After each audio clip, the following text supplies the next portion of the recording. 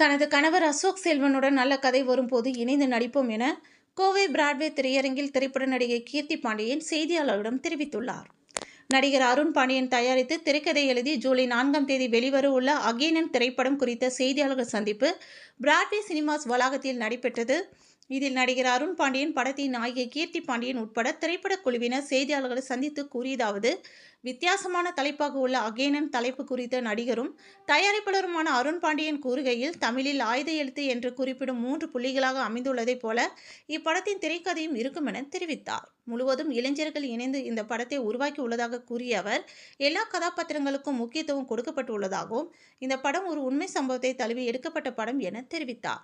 2 மணி நேரம் பொழுது போவதற்காக வரும் ரசிகர்களை திருப்திப்படுத்துவதே மட்டும் போதுமானது எனவும், அதை விடுத்து மெசேஜ் கூறுவதெல்லாம் நமது வேலை இல்லை எனவும் அவர் கூறினார். டூரிஸ்ட் ஃபேமிலி போன்ற படங்கள் பெரிய அளவில் விளம்பரப்படுத்தவில்லை என்றாலும் மக்கள் மத்தியில் போய் சேர்ந்ததாக கூறிய அவர், நல்ல படங்களை மக்களே விளம்பரப்படுத்துவார்கள் என கூறினார். இறுதியாக படத்தின் பட்ஜெட்டில் நிறைய செலவு செய்யப்பட்டுள்ளது, ஆனால் கேரவனுக்கு செலவு செய்யவில்லை என நகைச்சுவையாக கூறினார். முன்னதாக இந்த திரைப்படத்தின் ட்ரைலர் வெளியிடப்பட்டது. அதனை கண்ட திரைப்பட குழுவினர் ரசிகர்களிடம் தனது திரைப்படத்தை திரையரங்கில் வந்து கண்டுகளிக்க வேண்டும் என கேட்டுக்கொண்டார் என்பது குறிப்பிடத்தக்கது. 1 2 3 அனைவருக்கும் வணக்கம். சாரி, மன்னிச்சிருங்க, கொஞ்சம் லேட் ஆயிடுச்சு.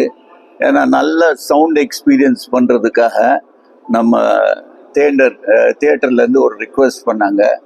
உண்மையிலே இந்த நீங்கள் ட்ரெய்லர் பார்த்துருப்பீங்க, சாங்ஸ் பார்த்துருக்கீங்க, ஸ்னேக் பிக் பார்த்துருக்கீங்க.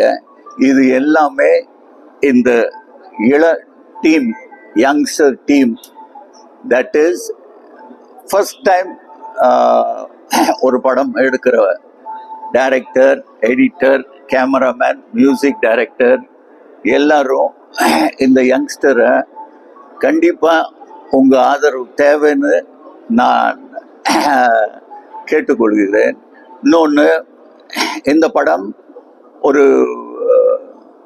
ஒரு வித்தியாசமான ஒரு கதை. இதில் வெறும் ஹீரோ ஹீரோயின் அப்படி இல்லாமல் எல்லா கதாபாத்திரத்துக்கும் ஒரு இம்பார்ட்டன்ஸ் கொடுத்து பண்ண படம். முக்கியமாக இது மெட்ரோபாலிட்டன் சிட்டியில் மட்டும் இல்லை, கோயம்புத்தூர் மாதிரி ஒரு பெரிய சிட்டியும் சின்ன சின்ன சிட்டிஸ்லேயும் பார்க்க வேண்டிய படம். ஏன்னா இன்னைக்கு ஐடி அட்வான்ஸ் டெக்னாலஜி நிறைய போயிட்டு இருக்கு. அதனால் என்னென்ன ஒரு சின்ன பிரச்சனைகள் வரும், அது எல்லாமே இதில் ஒரு சின்ன ஒரு கதைக்காக ஒரு 2 இன்ஸ்டன்ட் எடுத்திருக்கோம். அந்த இன்ஸ்டன்ட் பேசிஸ் பண்ணி தான் இந்த படம் பண்ணப்பட்டிருக்கு. இந்த படம் நிச்சயமாக நீங்கள் கொடுத்த காசுக்கு கண்டிப்பாக வீண் போகாது. இது ஒரு பெரிய சரித்திரம் படைக்கும்னு நான் சொல்ல விரும்பலை.